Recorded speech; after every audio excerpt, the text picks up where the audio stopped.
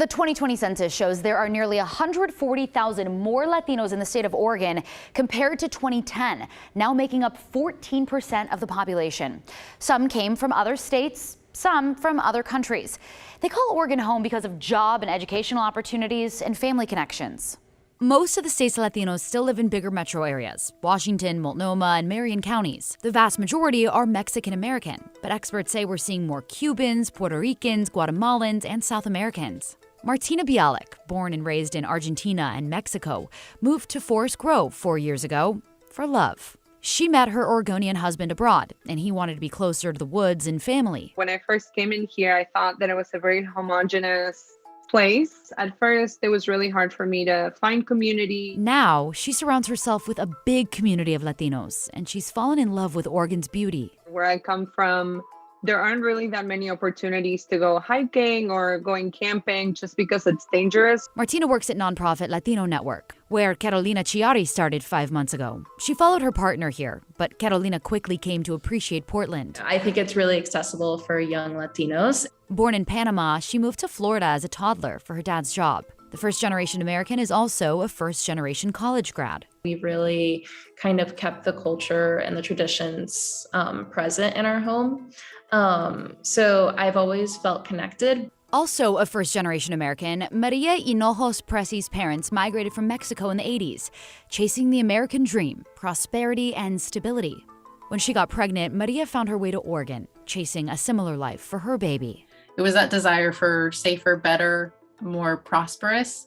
And my husband's originally from Eugene. She's making a name for herself in Marion County through her work with PCUN, the largest Latino union in the state, and now as a member of the Salem-Keizer School Board. There's like a strong movement to want, action on climate change and equity and for our schools and literally leaving this place better for our kids. East of the mountains, rural Morrow, Malheur, and Hood River counties have the biggest share of Latinos. If there's already family connections of families and friends, it's easier to go find a place.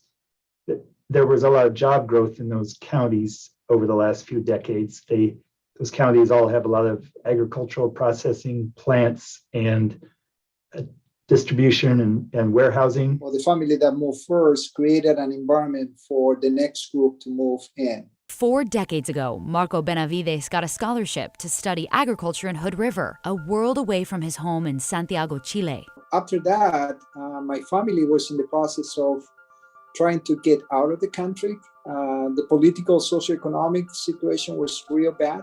I told them, well, I came from Oregon, and it's a good place. With the biggest jumps in their Latino populations over the last 10 years were Wallowa, Benton, and Columbia counties. Latinos now account for almost a quarter of all Oregonians under 18. The Latino population in Oregon is a very young population, very few elderly. Year after year, we expect more births than deaths among people identifying as Latino. Young Latinos, like 22-year-old Cheriat Montoya Aguado, whose family left Colombia as the political and economic situation became more dire. She saw Oregon's lush landscape in a movie and thought it looked peaceful, the opposite of her home. Barely knowing English, she set out to get an education. I see opportunities and my life is changed. Supported by her family, teachers, and classmates, Cheriot graduated with her high school diploma 2 years ago. She's now enrolled at a community college in Salem. She volunteers and tries to give back. And I just want to make something different of this community. As more Latinos are born or settle in Oregon, we see a shift in demographics. Experts say we see more young Latinos enrolling in college and diversifying the workforce. We see a shift in policies and politics as more people of color influence decisions and challenge the status quo. I see the power of my community. We are thriving. We are influential. We are here to make a positive impact. Morgan Romero, KGW News.